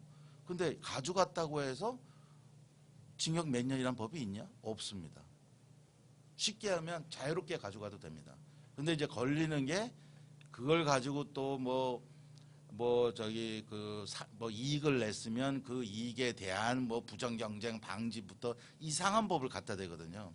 그러니까 이거를 하려면 이것도 일종의 지적 재산권이기 때문에 이 지적 재산권에 대한 보호법이 없이는 아무 기업도 이걸 할 수가 없어요. 이거 우리가 자선 사업하는 것도 아니고 이거 국가에다 다 반납했다가 어떻게 해서 빠져나갔어. 근데 이거를 처벌할 수 있는 법이 없어. 그럼 누가 내겠어 이거를? 보호해주지 않는데 지적 재산권을. 그래서 이런 어떤 산업 미생물에 대한 어떤 그 보호법이 시급하다는 생각을 많이 했고 10년 동안 재판하면서 했고요. 그다음에 또 아까 뭐 이런 여러 가지 뭐 보톡스 얘기도 나오고 뭐 이제 앞으로는 이제 바이오가 발달하면서 뭐 인체 세포나 스템셀이나 뭐 여러 가지 인간에 관련된 셀도 굉장히 많이 나올 거 아닙니까? 근데 그런 것도 중요하지만 실제로 대다수 국민이 먹고 있는 좀 유산균도 많이 문제가 있어요. 똑같은 문제가 있어요. 그러니까 미국이나 유럽 같은 경우는 다 아까 말씀드린 균주 등록부터 풀지넘 시퀀싱 뭐 심리가서 다 요구를 하거든요. 그래야 그라스도 주고 EFSA에서 통과돼서 팔 수도 있어요. 근데 우리나라는 무사 통과예요. 이게 무슨 균이 들어온지도 모르고 그다음에 KCTC나 디파짓을 했으면 연구자들이 그거 갖다가 연구를 해볼 수 있잖아요. 연구도 없어요. 할 수가 없어. 왜냐하면 제품에서 이거 균주 빼잖아요. 이거 절도입니다. 안 돼요. 그러니까 실험해 볼 수도 없어. 그러니까 쉽게 얘기하면 이런 어떤 그 제약 쪽이나 아니면 인체 세포나 또는 우리가 일반 사람들이 많이 먹는 미생물 유산균이나 똑같다는 거죠. 지금 아무도 무방비로 오고 있다는 거예요. 무방비로. 그거에 대한 것은 미국이나 유럽은 다 EFSA 레귤레이션, 그다음에 그라스 레귤레이션 해가지고 굉장히 많은 자료를 요구하거든요. 근데 우리나라는 아무것도 요구 안 해. 그냥 무사 통과야.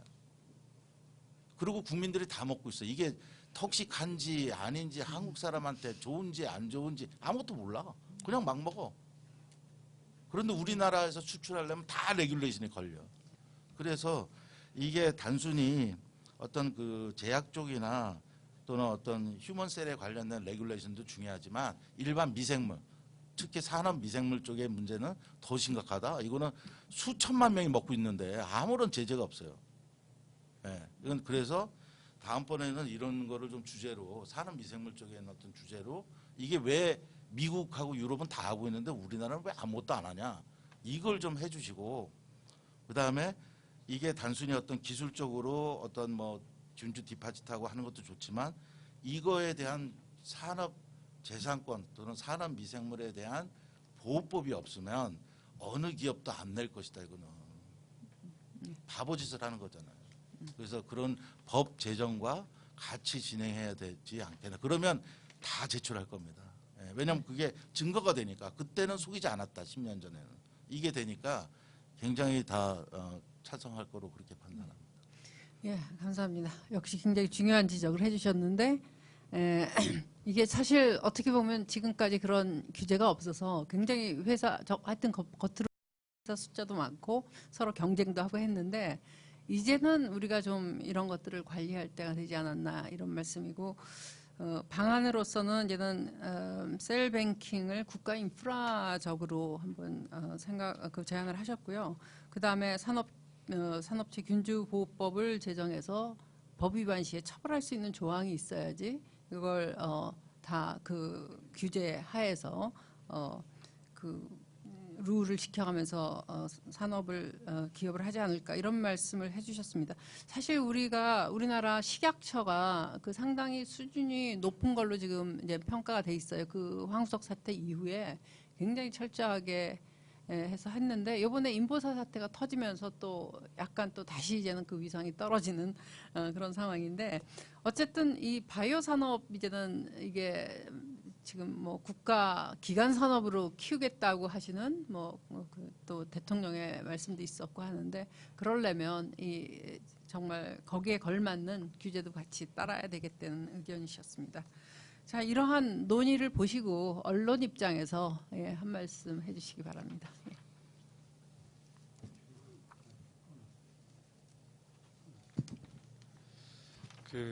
최근에 벌어진 여러 가지 이제 이 미생물 관련해서 여러 뉴스가 있었죠. 그러니까 아까 여러분들이 말씀하신 보톡스균 그게 제품에 대한 보톡스 제품에 대한 보툴린 톡신 제품에 대한 출처 문제가 있었고요. 또 최근에는 이제 우리나라를 위협하고 있는 아프리카 돼지 열병 바이러스가 있는데 이런 걸 보면서 참 혼란스러울 수밖에 없다는 생각이 드는 게 전문가들을 차원을 떠나서요. 사회가 판단하기가 어려운 게 일단 그 접점에 있는 언론이 혼란스럽습니다. 왜냐하면 예를 들면 보툴린 톡신 제품을 이야기하면 제약사가 있겠죠. 그러면 제약 산업을 출입하는 기자가 있습니다. 주로 산업부 기자가 있고요.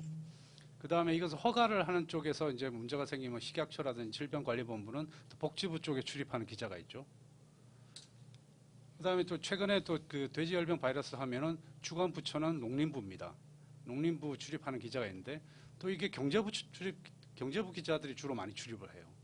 여러 부처 여러 출신의 기자들이 섞여 있다 보니까 용어가 저희들끼리도 통일이 안 됩니다. 어느 한쪽에서 식약처 쪽의 이야기를 쭉 하다 보면은 그쪽 용어와 그쪽 논리를 이야기하는데 또 한쪽에서는 아까 정민준 대표께서 말씀하셨는데 산업체의 또 논리로 한다면은 제약 산업 이런 쪽 논리로 하면 또 다른 논리가 됩니다. 그래서 좀 일단 언론에서조차도 이 문제를 하려는데 문제를 파악하기가 너무 어렵다는 겁니다. 예를 든다면은 보툴린 톡신 제품 같은 경우는 저는 이제 제약 산업도 출입하고 있고 과학도 담당하고 있으니까 뭐 이것이 어떻게 작용하고 그다음에 어떤 원리이고 어디에 효능이 있고 이런 걸 설명을 합니다. 그런데 한국 그 KFDA에서는 약효와 그다음 안전성을 가지고 제품을 허가를 내주죠. 예, 그런데 이게 어디에서 나온 균주인가 이걸 따지는 거는 누구 합니까? 이렇게 물어봤더니 그건 식약처가 아니래요. 그럼 누구 합니까? 그러니까 질병관리본부에 기탁을 하게 돼 있고 뭐 이런 또 여러 가지 말이 나옵니다. 심지어 이게 테러 무기가 될 수가 있으니까 뭐 아마 국정원도 하지 않나요? 뭐 이런 복잡합니다. 저희가 어디로 가야 될지를 진짜 모르는 상황입니다. 그래서 여러 전문가들이 말씀하신 대로 기탁을 하고 셀을 기탁하든 유전 정보를 기탁하든 이게 맞는데요. 왜 우리는 어떤 하나 문제가 생겼을 때 이것을 위기 관리를 할 수 있는 정부에서 위기 관리를 할 수 있는 사람이 이렇게 없을까? 이게 참 답답합니다. 뭐 예를 들면 지금 이게 두 기업, 예를 들어 보툴린 톡신 같은 문제라면은 이것이 두 기업 간에 사실은 특허권에 관련 문제인가? 아니면 이것이 국민 안전에 대한 문제인가? 사실 그 두 제품은 안전은 문제가 없잖아요. 뭐 이런 식으로 논란이 복잡해지는 거죠. 그래서 누군가가 이걸 관리를 해줄 수 있고 통제를 문제를 좀 정리를 해주는 곳이 있어야 된다는 생각이 듭니다. 뭐 예를 들면 기탁을 하는 곳에서 그것을 판단할 수 있는 권한이 있는지 그 받는 쪽에서 그런 있는지는 모르겠지만 어느 곳에선가 누군가는 이것은 안전에 대한 문제니까 이쪽에서 어떤 답을 줘야 되고 아니면 이 부처가 둘이가 같이 결론을 내서 이야기를 해야 된다든지 그런 정리를 해주는 게 필요하다는 생각이 들고요. 또 하나는 최근에 그 많은 과학 발전을 목도하면서 과거와 같은 이런 그 균 독주 이런 관리 체계가 유효할까라는 생각도 듭니다. 예를 들면 요즘 되게 인기가 있는 크리스퍼 유전자 가위라는 그 툴이 있지 않습니까? 그러면은 백신을 만들 때 뭐 생백신, 사백신 이런 걸 하다가 최근에 DNA 백신도 나오잖아요. 또 DNA 백신 그 자체로 쓰지 않고 또 크리스퍼 유전자 가위로 변형을 해서 만약에 한다면은 그러면 기탁은 어디까지 해야 되는가 이런 생각도 들고요. 그다음에 아까 그 여러분들께서 말씀하셨는데 이제 그 산업 보호 측면에서 말씀 많이 하셨잖아요. 뭐 무엇을 보호해 줘야 될까? 근데 저는 이제 진짜 무엇을 보호해 줘야 될까가 좀 궁금합니다. 예를 들면은 아까 그 이현우 교수님도 말씀하셨고 또 여러분들이 말씀하셨는데 살아있는 그 자연에서 채집한 생명체 자체에 대해서는 특허가 주어지지 않는 걸로 알고 있습니다. 인간 개념 프로젝트 때도 거기서 기능을 밝혀내도 그것이 그 특허의 대상이 되지 않는다고 알고 있습니다. 그러면은 유전 정보를 기탁을 했을 때 그럼 기업은 도대체 뭘 보호받기 위해서 기탁을 하냐? 그러면 이것을 활용한 제품에 대한 무슨 보호인지 아니면 그 활용 기술에 대한 보호인지 아니면 그것을 활용해서 최종적으로 단백질을 정제하는 기술에 대한 보호인지 그것이 명확해야지 어떤 다른 형사든 민사든 거기서 처벌을 하거나 뭐 그 피해에 대해서 구제를 받을 수 있지 그러지 않은 상태에서는 그냥 또 다른 그 뭐가 생길 때마다 새로운 법을 만들어야 되느냐 이런 문제가 생기지 않을까 그런 생각이 듭니다. 또 마지막으로 우리나라 제약 바이오 산업이 전 세계 시장에서 1, 2%밖에 차지하지 않는다고 합니다. 그런데 그 비아그라 시밀러 그러니까 복제품들은 엄청 많습니다. 한 뭐 수백 종이 있고 우리나라에서는 이미 오리지널을 넘어섰습니다. 판매량이나 모든 매출에 있어서 보툴린 톡신 제품도 아까 말씀하신 대로 전 세계에서 한 손에 꼽는 회사 5개밖에 없으니까요. 그런데 국내사들은 엄청 많습니다. 왜 그런 현상이 벌어질까 생각하면은 아직 우리나라 제약 바이오 산업이 건전한 바탕 위에서 그 과학기술의 발전 위에서 R&D의 기반 위에서 발전하는 것이 아니라 어떻게 보면 가장 단순한 상업적 이익을 쫓는 그런 형태로 발전하고 변모하고 있지 않는가 하는 생각이 듭니다. 거기서 이런 문제도 불거진다고 생각합니다. 만약에 이런 문제가 해결이 잘 안 된다면은 모처럼 찾아온 제약 바이오 산업에 대한 국민적 기대나 뭐 정부의 지원, 사회의 후원도 사그라들지 않을까 그런 우려도 됩니다. 네, 감사합니다. 네. 예, 감사합니다. 그 관리의 가버넌스 여전히 지적하셨고요. 그리고 또 지적하신 문제 기술 발전에 따라서 이 제도의 변화를 같이 모색해 봐야 되지 않을까 이런 말씀도 해주셨습니다. 그리고 제가 알기로는 그 사실 자연 상태에 있는 것들은 뭐 DNA 시퀀싱 아무리 해서 뭐 해도 이거 특허 안 되는데, 그러니까 그 기업이 보호받기 위해서 아마 그 자체를 만약 보호하고 싶으면 이제는 변이를 좀 만든다든가 이런 방법일 거고, 지금 이제는 그러니까 무엇을 보호해야 될 것인가에 따라서 저희가 대응 방법도 문제가 생겼을 때 다르다는 말씀을 해주셨고요. 그 복제품 문제, 그러니까 이제 우리나라 이 바이오 산업도 건전한 실력 기반, R&D 기반의 이제 기업 성장을 그걸 모델로 해야지 더 이상 이렇게 뭐 대충 갖고 와서 한다는 거, 이게 세계로 성장할 수가 없으니까요. 그런 것도 지적해 주셨습니다. 예, 여러 의견들이 나왔는데요. 혹시 지금 다른 의견 또 뭐 질문사항 또 발제하신 분에 대한 질문사항 있으면 말씀해 주시기 바랍니다. 예. 토론자들 사이에도 서로 질문이나 코멘트 하실 수 있습니다. 예. 한 말씀만 더 드리면은 저희 연구실에서 옛날에 이제 탄저균을 갖고 있었습니다. 탄저균을 갖고 있는 이유 중에 하나는 탄저균을 가지고 학생들 실습을 해서 탄저균이 어떤지를 확인하기 위해서. 근데 그 탄저균이 굉장히 안전한 거였습니다. 백신균주, 스턴균주기 때문에 전혀 병원성이 없는 건에도 불구하고 관리하는 기관이 워낙 많기 때문에 농림부, 질병관리본부, 그리고 심지어 국정원까지 와가지고 CCTV 달아놓고 누가 몇 번 꺼내갔는가. 결국은 어떻게 했냐면 모든 기관이 보는 앞에서 그거를 폐기했습니다. 그래서 이런 그 통합 관리가 안 됐을 때는 우리 다음 세대들이 과연 이런 탄저균을 보고 알 수 있겠느냐. 지금 벌어지는 아프리카 돼지열병도 마찬가지입니다. 그런 것들을 통합 관리할 필요성이 있고, 그거에 대한 관리만 할 게 아니라 아까 많은 말씀이 있었지만 그 지원한 대책도 필요합니다. 그걸 관리할 수 있는 그런 시설이라든가 아니면 거기에 대한 기금이라든가 그런 아니면 문제가 생겼을 때 해결하는 그 시퀀싱하는 포렌식하는 경비를 한다든가 여러 가지 복합적인 그런 체제가 갖춰주는 통합 관리가 필요하다는 얘기죠. 그래서 이 플랫폼을 만들 때 빅데이터를 가지고 우리가 AI 하지만 이런 것들로 바로 하나가 빅데이터를 이용한 AI로 활용할 수가 있거든요. 그렇다면 그게 국제 경쟁력이 되는 거죠. 그리고 명칭 가지고 조금 얘기하는데 저는 또 의견이 그렇습니다.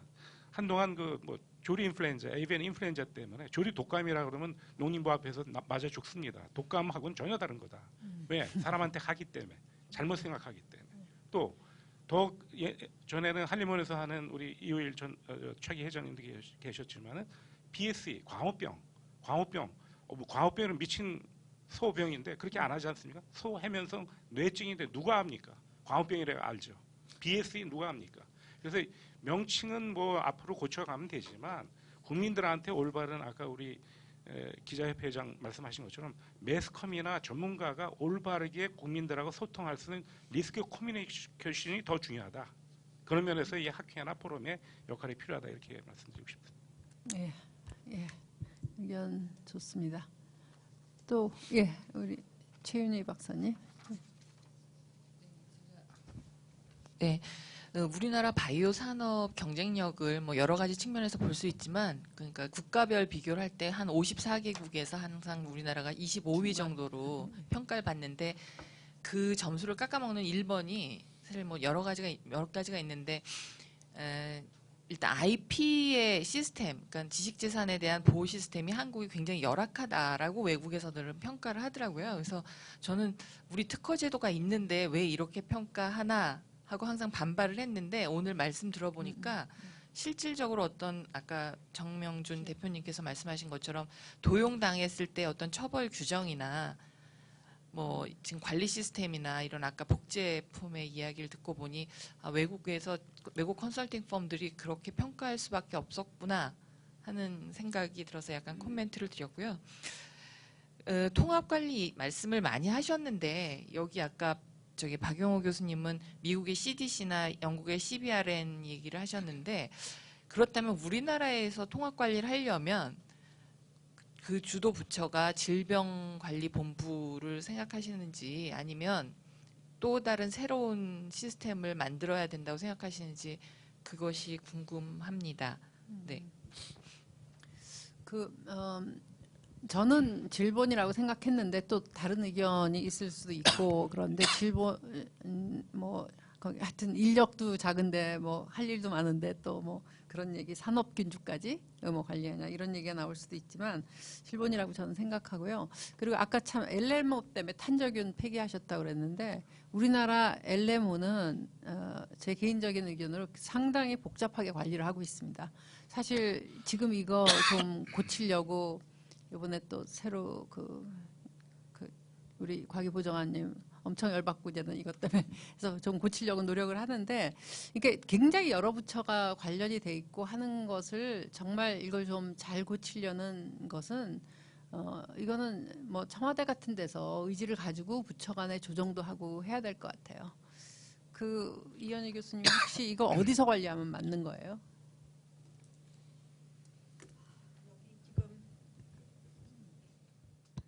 저번에 오시기로 한 저 산자부 김성기 과장님께서 오셨으면 당연히 저희가 해야 됩니다라고 하셨을 것 같은데 산자부에 그 제품이 나오는 건 다 산자부인데 이상하게 또 이 병원균으로 하는 건 또 질본하고 식약처래서 근데 제가 지금 30년 학교에 있다 보니 부처에서 통합 관리 시스템을 부처 사이에서 만드는 건 거의 불가능한 걸로 보이고요. 각 부처에 조그만 걸 하나씩 쭉 만들어주고 헤드를 산자부에서 하는 게 어떨까. 왜냐하면 IP가 관련되기 때문에 거기는 뭐 실험 시설을 갖춘다는 게 아니고 담당하시는 분이 계시고 IP 관리와 연관된 잘 각 부처의 기관에 들어갔는지. 그래서 LMO랑 연관돼서 잠깐 말씀드리면 그 LMO 처음 만들 때 그 LMO법 그 과 만들 때부터 여태까지 저도 LMO 저도 강의를 들어야 됩니다. 제가 시작한 게 이렇게 복잡하게 될 줄은 몰랐는데 거기에 시험 문제 중에 하나가 있습니다. 실험실에서 실험할 때는 어느 부처에 신고하나요? 뭐 온실에서 실험하면 어느 부처에 신고하나요? 정말 정신없습니다. 꼭 좀 저기 이공주 선생님께 말씀하셔서 관리 좀 해주시길 부탁드립니다. 예, 그 산업체 균주에 대해서 균독주에 대해서는 산업부가 이제 거버넌스를 가지고 각 부처에 필요한 그 파트들을 각 부처에 다 있대 그걸 조정하는 역할 그런 것을 했으면 좋겠다는 또 의견입니다. 혹시 다른 의견 있습니까? 네. 있습니다. 제가 예, 먼저 말씀하시죠. 예, 정 대표님. 예, 그 실제로 제약하고 이런 쪽을 하다 보면 느끼는 것이요. 산자부는 어차피 그 규제도 규제지만 산업을 부활시키고, 그러니까 바이오 협회도 산자부 소속이거든요. 네. 그러니까 산자부 소속은 바이오 협회에서 하는 거는 바이오 하자드나 무슨 기타 그런 톡시콜로지에 관한 국민 건강 위해성이 아니라 기업을 어떻게 하면 산업을 발전시켜서 바이오 산업을 전 세계적으로 어떻게 해서 쉽게 하면 고용 창출을 얼마나 할 거냐. 그 다음에 두 번째 수출을 얼마나 할 거냐. 세 번째가 세금 얼마나 할 거냐. 이 세 개입니다. 예, 산자부의 주요 목적은 산업을 부활시켜서 성장시켜서 그 다음에 고용 창출해서 수출해서 세금 낸다. 이 컨셉으로 지원해 주는 거고요. 식약처는 반대로 돈 얼마 버는지는 상관없어요. 그 기업이 그걸로 해서 뭐 세계 1위가 되든 돈 얼마 버는 건 상관이 없고 국민의 건강, 국민의 건강의 위해성 그리고 또 엄밀히 따져보면 이게 어느 만큼 효율성이 있는가 이것도 같이 따지는 거죠. 근데 이 효용성과 바이오는 이 그 안 좋은 사이드 이펙트는 이게 같이 가는 거거든요. 이건 없이 이것만 있을 수는 없잖아요. 두 개가 같이 가는 쪽인데 실제로 산자부에서 그런 부분에서 기업을 어떤 그런 레귤레이션 하기는 굉장히 어렵고요. 식약청의 어떤 부서에서 어느 부서인지 잘 모르겠지만 부서에서 이 균독주에 관련된 거나 아니면 일반 미생물 관리, 일반 식품 미생물 관리 우리가 맨날 먹는 것도 관리를 하는 파트를 가져줘야 기업에서 그 말을 들어요. 왜냐하면 모든 허가권을 식약청에서 갖고 있는데 산자부에서 백날 하라고 그런다고 허가권이 없거든요. 산자부는 도와주는 의미가 강하죠. 그러다 보니까 식약청 내에 이런 전문가 그룹이 있고 아까 기자님이 말씀하신 대로 그럼 어디까지를 보호해 줘야 되냐. 사실은 우리나라에 이현희 교수님뿐만 아니고 굉장히 많은 전문가들이 있어요. 각 파트별로. 그 위원회나 그 사람들을 충분히 활용할 수 있는 소스가 있는데 이 전문가를 활용할 수 있는 시스템이 안 돼 있어요. 지금은. 그러다 보니까 각자 개개인으로 그냥 뭐 의뢰해서 하는 건 있지만 이 전문가 그룹들을 활성화시켜서 위원으로 두면 되거든요. 그리고 실제로 실험도 시키고 왜냐하면 식약청이 다 실험할 수 없어요. 굉장히 다양하기 때문에. 그래서 저는 이 통제 관리를 허가권을 갖고 있는 식약청에서 관리를 해야 기업이 말을 듣는 것 같고 그다음에 아까 그런 산업보호법이나 뭐 이런 쪽으로 갔을 때는 아까 그 말씀드린 대로 그런 전문가들을 최대한 활용할 수 있어야 기술 위주의 밑바탕서부터 개발이 됩니다. 이게 중간에서 사오는 쪽으로 해가지고는 안 돼요. 이게 관리도 안 돼요. 밑바닥을 모르는데 어떻게 관리를 합니까? 중간에서 사왔는데. 네, 저는 그렇게 해서 식약청에서 해야 된다고 그러니까 규제는 식약처에서 하고 그다음에 산업 균주보호법이나 이거는 사실 산업부 소속 법이라도 괜찮을 것 같아요. 처벌 조항이나 이런 것들 플러스 국가 인프라를 어떻게 해서 이걸 관리할 것인가 그것도 그 법 조항에 법률에 넣을 수 있다고 생각합니다. 예. 예. 그 생물 무기에 관련된 얘기를 할 때 생물체에 대한 듀얼 유스 이중 용도에 대해서 얘기를 하거든요. 그러니까 이게 그 우리한테 도움이 되기도 하지만 잘못 사용하면 이제 이게 독이 된다는 얘기인데 그 독이 되는 거는 이제 위해성 문제가 생기니까 보건복지부나 질병관리본부나 이제 국민 건강에 대한 거를 책임지는 부처에서 다뤄야 될 것 같고 이익이 되는 이걸 이용해서 뭔가를 창출할 때는 의약품, 식품인 경우에는 식품의약품안전처가 당연하죠. 그런데 최근에 화이트 바이오나 여러 가지 바이오가 생겼기 때문에 이것들은 식약처하고 또 상관이 없습니다.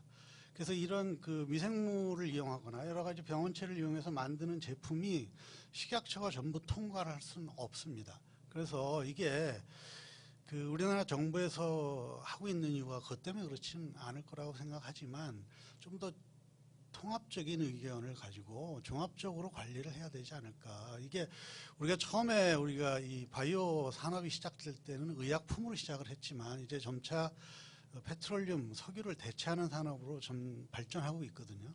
그리고 섬유 산업도 뭐 대체할 수도 있고 그래서 여러 가지 산업에 응용될 수 있는 건데 그런 것들이 결국은 우리 국민 건강을 위협할 수도 있고 그래서 위험 요소하고 우리가 생산에 관련된 산업적인 요소를 구분해서 양쪽에서 관리하는 게 좋고 또 하나 말씀드리고 싶은 것은 미국이나 캐나다에서도 환경 관련 문제는 환경부에서 따로 관리합니다. 그래서 환경 문제는 또 별도로 관리하고 있기 때문에 이 여러 부처에서 통합적으로 관리를 하되 그 컨트롤 타워를 분명히 갖고 있는 그런 시스템이 필요할 거라고 생각을 합니다. 그 미국 같은 경우는 이 특히 바이오 테크놀로지에 나오는 새로운 기술을 규제하기 위해서 그 백악관에 있습니다. 그 OSTP 산하에 농림부, 환경부, 그다음에 식약처가 동시에 이게 코디네이션 할 수 있는 그런 기구를 만들어서 조절을 하고 있는 것으로 알고 있습니다. 예, 우리 박순희 박사님 의견 있으실 것 같아요. 예.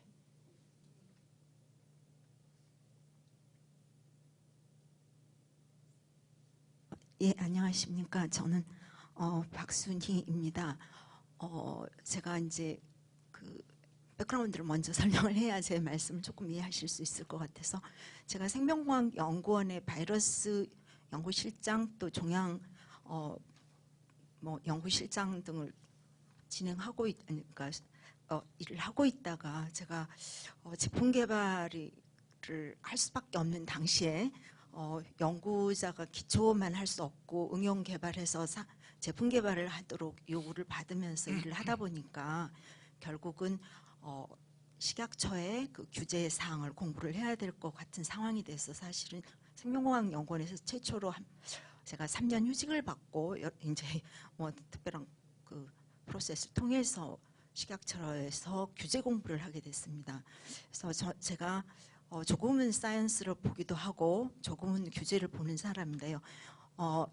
오늘 이제 이 자리가 정말로 저도 굉장히 기쁘게 생각합니다. 정말로 그 영어로 말하면 정말 타임리한 어떤 심포지움 또는 워크숍이 아닌가 생각을 하면서 이제 같이 참여해서 제가 좀 관련된 얘기를 들을 수 있는 기쁜 자리인 것으로 생각이 되고 있습니다. 현재 저는 식약처가 최근에 그 6월에 발주를 한 미생물 기반 의약품, 소위 말해서 여러분들이 지금 논의하고 있는 그 균주 등 관련해서 미생물 기반 의약품을 어떻게 관리할 것인가 하는 관리 방안을 좀 법 재개정안을 만들어 달라는 정책 사업에 제가 참여해서 연구 책임자로 일을 이제 시작을 하게 돼 있습니다. 그래서 그렇게 말씀을 드리면서 이제 그 발제를 해주신 이 교수님께서 말씀하신 것처럼 지금 현재 상황이 그 국내에서 그 유산균 그리고 유산균과 유사한 다양한 것들이 정말 전혀 관리가 돼 있지 전혀라고 말하면 어폐가 있지만 관리가 잘 되지 않고 있는 상황인 게 맞고요. 그랬을 때 그러면 이런 균주들을 실제로 이미 그 이찬 그 회장님께서 잘 말씀 주셨는데 어떤 특정 균주가 자연에서 그러니까 인체를 포함한 유래했었을 때 그것을 어떤 타겟으로 제품을 개발하느냐, 식품이냐, 의약품이냐 그거에 따라서 또는 환경 분야, 환경 관리 부분에 따라서 관리 체계는 각자의 정부 기관에 굉장히 제대로 관리가 선진국 대비를 해서 벤치마킹해서 관리가 되어야 되고 이미 그 유명희 회장님께서도 주신 말씀처럼 그것들을 사실은 그 어플 레벨에서 크로스 체킹 정명준 회장님 말씀 주셨던 크로스 체킹하는 별도의 그런 어떤 시스템이 없으면 이렇게 관리가 굉장히 어렵다라는 것을 느끼고 있습니다. 왜냐하면 지금 사람들이 내 몸에서 같이 살고 있었던 균이기 때문에 꺼내서 누구한테 줘도 별 문제가 없다. 대변 이식을 통하든 어떤 그런데 실제는 이 미생물이라는 것이 잘 아시다시피 저기 균 독주로 돼 있지만 그 균이라는 거는 언제 어느 때 어디에 있느냐에 따라서 얘가 독이 될 수도 있고 이익이 될 수도 있고 이렇습니다. 그래서 그런 부분들을 고려를 하면 우리가 그 마지막 이렇게 그 통합적으로 말씀 주신 여러분들의 말씀처럼 이게 한 기관에서 전부 관리할 수 있는 일이 전혀 아니고요. 그것을 관리할 수 있는 능력도 사실은 되지가 않습니다. 여건도 되지도 않고요. 그래서 저도 각 부처에서 소속 기관에서 관리를 하되 이것을 그 이렇게 오버워킹하는 체킹하는 크로스 체킹 시스템이 없으면 큰일 나겠다라는 생각을 솔직히 하고 있습니다. 예를 그게 어디냐가 지금 이제 그러니까 별도의 기관이 없이는 참 쉽지 않겠다. 그런데 이제 그럼 예를 한번 들려볼게요. 네. 현재 국가에서 그 유산균이든 저 미생물 유래 제품들이 굉장히 미래 비전이 크다고 해서 각 부처에서 농림부 산업부 산업통상자원부 또 그다음에 과기 정통부에서 다 사업비들이 나오고 있거든요. 그래서 그 사업비들을 활용을 해서 연구 개발을 하는데 관련된 균주들을 이제 관리하는 데가 별로 없는데 다행히 그래도 현재 어떤 사업이 진행이 되고 있냐면 그 특정 기관이라고 말할 수는 없지만 그 사업이 생명공학연구원하고 그 관련 몇몇 그 분당 서울대병원하고 해서 헬시 코어트를 이렇게 셋업하는 사업이 지금 잘 진행이 되고 있습니다. 그래서 저는 그게 시작된 것만도 굉장히 좋은데 제가 허가하는 입장에서 보면 헬시 코어트의 정의에 따른 그것이 헬시 코어트의 미생물 균주를 관리를 하는 건데 그것이 누가 점검해서 그게 정말로 국제적으로 인정받는 그러니까 식약처에 그게 헬시 코어트라고 했었을 때 헬시 코어트라는 정보를 가지고 이제 필요한 다른 균주를 활용을 해서 제품을 비교 분석을 해서 제품을 내야 되는데 그랬을 때 누가 이걸 헬시 코어트라고 점검을 그러니까 확인을 해주냐 이런 기관이 없다라는 거야. 그러니까 그래서 그게 이제는 지금 논의가 그럼 그걸 어디다 하느냐 이런 거고 사실 이 문제가 이 단지 이런 미생물 균주뿐만이 아니라 우리 정책 토론을 해보면요 빅데이터 문제도 뭐 모든 게 그런 가버넌스가 있어야 된다는 얘기는 하는데 그냥 구체적으로 이걸 어떻게 할 것이냐 빅데이터 같은 경우는 지금 뭐 두 갈래예요. 이걸 특별법을 만들어라 아니면은 개인정보 보호법에서 뭐 특별 가이드라인을 만들자 이런 방향으로 가듯이 이것도 아주 구체적으로 이제는 우리가 좀 얘기를 해야 될 것 같아요. 왜냐하면 이건 신뢰 문제랑도 그러니까 그렇습니다. 생명인연하고 분당병원에서 하는데 그 누가 신뢰할 것이냐 이제 이런 문제가 있잖아요. 그렇습니다. 바로 그 부분이거든요. 그래서 그 정면준 대표이사님 말씀대로 물론 이게 논의를 통해서 어느 날 오늘 이 자리에서나 또는 가까운 시일에 금방 해결되지는 않겠지만 사실은 어떤 적절한 위원회 구성 그러니까 어떤 완전히 새로운 조직이 만들어질지 않을지는 모르지만 이런 부분에 대해서 이제 오늘 논의의 첫걸음이 사실 굉장히 버라이트한 것들이 한꺼번에 같이 논의되는 굉장히 중요한 자리였다. 그런데 그 부분에 있어서 어떤 분들은 조직적으로 접근하는 방법이 있을 거고 방금 저기 정명중 대표이사님 말씀대로 기존에 있는 전문가 그룹을 어떻게 그 하드웨어적인 거는 아니래도 그것들이 신뢰할 만한 전문가 기구처럼 활용할 수가 있겠다. 그래서 예를 들면 제가 WHO 전문위원 뭐 박영훈 교수님도 하셨는데 저도 WHO 전문위원을 이제 수행을 한 적이 있는데 사실은 거기 세계적인 전문가들을 다 초청을 하되 사실은 그 모든 자료가 녹음되고 정리되고 컨피덴셜 사인하고 책임이 굉장히 강화되어 있거든요. 그래서 그런 부분들이 그러니까 소프트웨어로 국제기구들이 움직이고 있는 그런 컨피덴셜 정보의 관리 부분이 있는 것처럼 또는 하드웨어에 있는 부분처럼 그런 부분에 대해서는 우리나라가 현재 처한 상황에서 사실은 이런 논의를 기점으로 해서 한 발 한 발 갈 수밖에 없지 않느냐. 오늘 내가 이렇게 얘기한 데서 될 건 아니라고 원칙적인 봅니다. 얘기로 그렇게 받아들이겠습니다. 네, 감사합니다. 정 대표님 거는 제가 이해하기는요. 사실 이게 모든 게 관리를 하려면 법령이 있어야 하고 그것을 또 관장하는 그런 담당 부처 부서가 있는데 그걸 식약처라고 말씀을 하신 걸로 저는 이해를 했습니다. 저는 그냥 단순하게 처음에 그 질본에서 하면 어떻겠냐 했는데 말씀을 들어보니까 식약처가 맞는 것 같아요. 결국은 이게 산업으로 가면서 제품하고 이런 것이 나올 때 규제를 하고 또 그 규제가 굉장히 효과적이라야 되고 하니까 저는 하여튼 뭐 그런 생각을 좀 해봅니다. 혹시 예 말씀하시죠. 그 아까 잠깐 이야기 나왔는데 그 최근에 해외에서는 그 대변 이식에 대해서 이것을 시술로 볼 것이냐 아니면 신약으로 볼 것이냐를 두고 논란이 벌어지더라고요. 그리고 유전자 교정을 거친 농산물에 대해서 과거에는 이거는 GMO 기준으로 한다면은 뭐 당연히 농림부에서 할 건데 이것을 다시 미국에서는 이게 신약으로 봐야 되는 게 GMO가 아니다라고 하니까 다시 FDA가 나오고 그러더라고요. 그다음 또 이것이 환경에 나오면 이상해지니까 EPA도 나오고 이런 그 과학 발전에 따라서 뭔가 과거의 규제와 혹은 기준이 제대로 적용되지 않는 사례가 계속 늘어나는 것 같습니다. 그런데 아까 여러분들이 말씀하시기에 이걸 어디에서 규제할 것인가 어떤 법을 할 것인가 이렇게 지금 기준에 있는 걸 가지고 자꾸 이야기하다 보면은 어디나 다 만족할 수가 없는 상황이 될 것 같거든요. 그래서 해외에서는 보면은 이러한 이슈가 나올 때 가장 먼저 하는 것이 그 아카데미가 나서는 것 같아요. 그러니까 학술원이든 혹은 학회가 나서서 하는데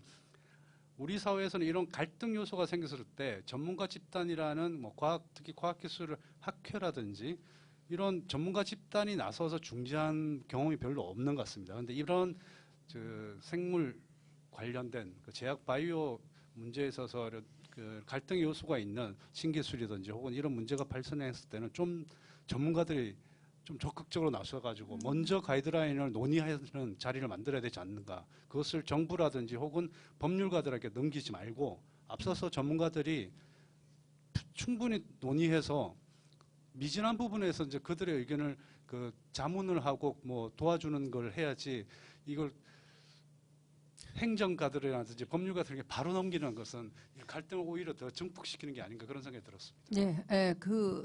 제가 잠깐 거기 코멘트를 하면요. 그 미국에서 이제 새로운 그 바이오테크놀로지 프로덕트 얘기가 나왔을 때 그 전문가, 그러니까 공학할리먼, 의학할리먼 그 세계 할리먼이 그 거기서 보고서를 내고 했어요. 근데 그것을 그 뒤를 보면 그 백악관에 그 스페셜 커미티가 OSTP 산하에 거기서 지시를 다 한 겁니다. 그러니까 뭐 지시라기는 뭐하지만 하여튼 거기서 판을 깔아주고 그다음에 용역 과제 주고 하는 식으로 했거든요. 우리나라도 지금 세계 할리먼이 해서 뭔가 공동 정책 연구를 하자는 얘기가 한 2년 전부터 나오는데 이게 연구비가 작아서인지 잘 지속이 안 되는 그런 문제점이 좀 있습니다. 근데 굉장히 전문가들이 좀 나서서 활약을 해야 될 때는 또 활약을 해야 되는데 하여튼 중요한 포인트이신 것 같습니다. 예, 말씀하시죠.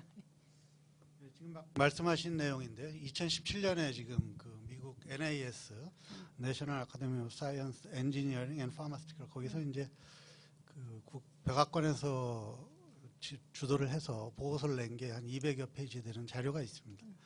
근데 거기서 결론을 낸 건 아니고 그 내용을 자세히 들여다보면 앞으로 5년 또는 10년 후에 생물공학이 어떻게 발전하고 유전자 제조합 기술이 어떻게 발전해서 어떤 제품군들이 나올 수 있는가 이에 대한 예측을 통해서 이것들을 규제할 수 있는 방안들을 여러 가지를 얘기를 합니다. 그게 현실화될 수 있는지 없는지는 그 5년, 10년 후에 가봐야 알겠지만 미국 전문가들이 정부 주도하에서 하는 일들을 보면 그런 그 사전 준비를 철저히 하고 그 과정에서 추이를 보면서 거기에 대한 대응을 어떻게 할 건가. 이게 지금 뭐 문제가 생기면 바로 그걸 해결할 수 있는 것처럼 즉문즉답을 할 수 있는 것처럼 얘기를 하는데 그렇게 하는 게 아니고 미국에서 하는 그런 방법이 옳은 방법이라고 생각을 합니다. 지금 2년 전부터 준비를 하고 있다고 말씀을 하시는데 우리나라 정부에서 좀 더 그 근본적인 문제를 가지고 문제를 해결하기 위한 근본 문제의 원칙을 세우는 게 중요하다고 생각을 합니다. 그 이런 토론회가 중요한 게, 그러니까 저희가 그 마이크로비움에 대해서 또 바이오 경제 포럼에서 얘기했을 때 식약처가 또 한동안 논의하다가 또 이제는 이거 잊어버리고 있다가 또 저희가 막 이제 토론을 하면 또 이제 막 생각이 나서 또 열심히 또 하고 그런 게 좀 있는 것 같아요. 그래서 이런 토론회에서 문제점을 자꾸만 이제는 부각시키고 그리고 이제 가능하면 부처도 좀 불러가지고 좀 계속해서 신경을 쓰도록 만드는 게 중요한 것 같은데요. 혹시 또 의견 있으시면 예, 그럼 없으시면 오늘 발제하신 이현희 교수님 마지막으로 좀 코멘트 해주시고. 보다는 각오를 말씀드리겠습니다. 저 생물공학회, 미생물공학회, 저희 한국미생물학회가 일단 용어 통일을 하도록 해보겠습니다. 제가 이제 회장 임기가 몇 달 안 남았지만 안 되면 내년에 달에도 할 수 있도록 하겠습니다. 이 통합관리 시스템은 굉장히 어려울 걸로 생각은 되지만 일단 제안서라도 간단히 해서 오늘 자료랑 붙여서 유명희 부회장님께 전해드려서 청와대를 가시도록 하겠습니다. 아니요, 예. 제가 계속 좀 토론회는 좀 더. 예, 유산균 쪽도 좀 했으면 좋겠습니다. 예. 그다음에 한 가지는 이번에 인보사 사태도 그렇지만 ISO 가이드라인이 만들어지면 각국이 따르도록 돼 있습니다. 근데 이게 276 바이오테크놀로지가 2013년에 만들어져서 아직까지 세포주를 아이덴티피케이션하고 캐릭터리제이션하는 가이드라인이 아직 안 나왔습니다. 지금 만들고 있습니다. 이게 이제 이미 나왔으면 인보사 사태 만드는 과정에서도 중간에 체크를 할 수 있었을 텐데 그게 좀 미흡해서 조금 아쉽기는 하지만 그게 지금 완성이 되고 또 미생물을 기탁하고 어쩌고 저쩌고 하는 것도 2년 반 내로 되면은 조금 이 체크 포인트가 제대로 되고 각 기탁한 곳이 제대로 작동하는지는 인증을 받은 곳에서만 기탁할 수 있기 때문에 조금은 좀 믿을 수 있게 해결이 될 것 같습니다. 그 다음에 산업체 미생물 보호법은 이건 법이라 연구자원법 할 때 제가 하도 시달려봐서 법 만들기가 얼마나 힘든지는 제가 알지만 혹시 도움이 되면 한번 산업체 미생물 보호법은 과장님 찾아가서라도 한번 말씀을 드려보겠습니다. 앞으로 적어도 3개 학회가 이 회장님께서 또 많이 도와주셔서 저희가 했으면 제가 저쪽도 회원이거든요. 그래서 잘 되도록 해보겠습니다. 예, 감사합니다. 그럼 이것으로써 오늘 토론회를 마치도록 하겠습니다. 예, 참석해 주셔서 감사합니다.